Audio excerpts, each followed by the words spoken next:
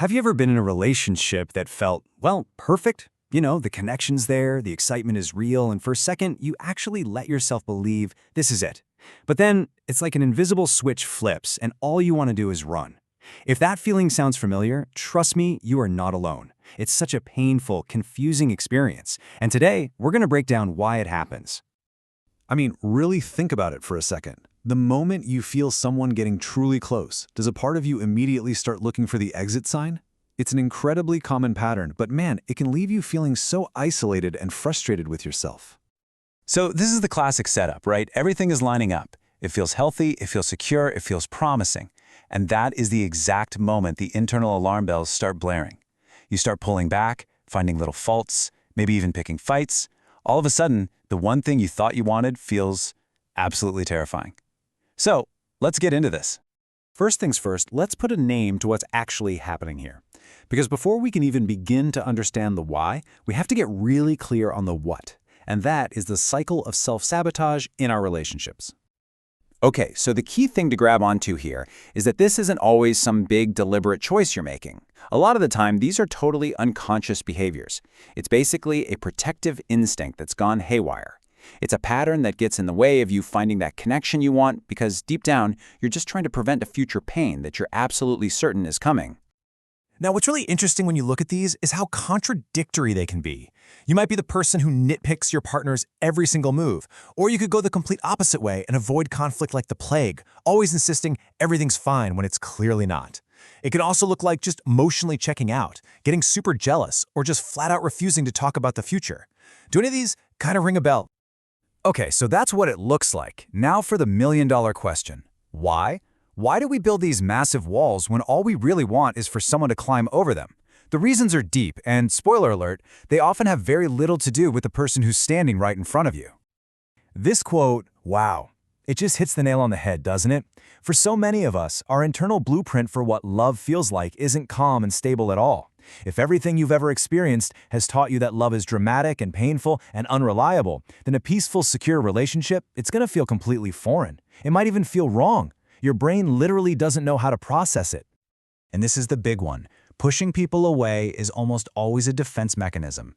Think about it. If you've been deeply hurt or betrayed or abandoned in the past, your subconscious learns a really brutal lesson. Getting close to someone is dangerous. So when a new person starts to break down those walls, that old trauma wound gets poked, and the immediate instinct is to push them away to keep yourself safe from being hurt all over again. So our earliest relationships, with our parents or caregivers, they create what's called our attachment style. And if your needs weren't consistently met when you were a little kid, you might develop an avoidance style. Fast forward to being an adult, and this translates into a core belief that anyone you rely on is going to let you down, eventually. So you keep things on the surface, or you just back away when things start getting too real. This one. This is that painful little voice inside your head that whispers, if they really knew me, they would leave.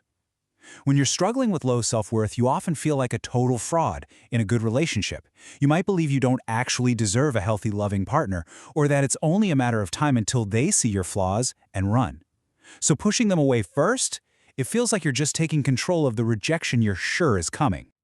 If you grew up watching the relationships around you just fall apart, maybe your parents, maybe others, it's so easy to internalize this belief that all relationships are just destined to fail. And that creates a self-fulfilling prophecy, doesn't it? You hold back, you never fully commit, and the second a problem pops up, you see it as proof that it was doomed from the start. It just makes it easier to be the one who leaves first. Okay, I know that was the heavy part, but really, understanding the why is what gives us the power to change things. So let's shift gears and talk about the how. How do you actually start to dismantle these walls, brick by brick, and begin to let someone in? And here we have a really clear path forward. It all starts with number one, self-awareness. Just admitting to yourself, okay, I play a role in this cycle. Next, you become a detective of your own emotions. What specifically triggers that urge to run? Step 3 is the bravest one. You have to communicate those fears to your partner. And finally, number 4, you have to practice self-compassion. This is not about blaming yourself. It's about being kind to yourself as you unlearn these patterns that you thought were keeping you safe for years. This shows you what that shift looks like in real life. So instead of hiding what you're feeling, you practice sharing your fears, even if it feels scary. Instead of nitpicking and starting fights, you learn to just calmly talk about what's bothering you. It's about consciously shifting your focus from automatically expecting the worst to actively looking for proof that this person is trustworthy and reminding yourself of all the things you value in them. So where do we go from here? Look, just recognizing the pattern is a huge victory in itself. And the journey forward isn't about becoming a totally different person overnight. It's about taking small, conscious, steady steps toward a new way of relating to other people and, just as importantly, to yourself. And as you walk that path, let these be your guideposts. Please remember, this behavior is a protective strategy. It is not a character flaw. Your self-awareness is the absolute first step, and the real healing, it happens when you look inward, not when you look for someone else to blame. Small, steady steps, that's what creates real, lasting change. And this is so important. This is not a path you have to walk all by yourself. Seriously, working with a therapist can give you the tools and the support you need to finally heal those old wounds. And asking for that kind of help isn't a sign of weakness. It's a profound sign of strength. It's an investment in your own future. Because really, that brings us to the final and maybe the most important question of all. It's so easy to focus on what you're running from, the fear, the potential pain, all of it. But what if, just for a moment, you shifted your focus to what you could be running toward, a connection that's built on trust and security and real intimacy? What if the love you've always wanted is waiting for you right on the other side of that fear?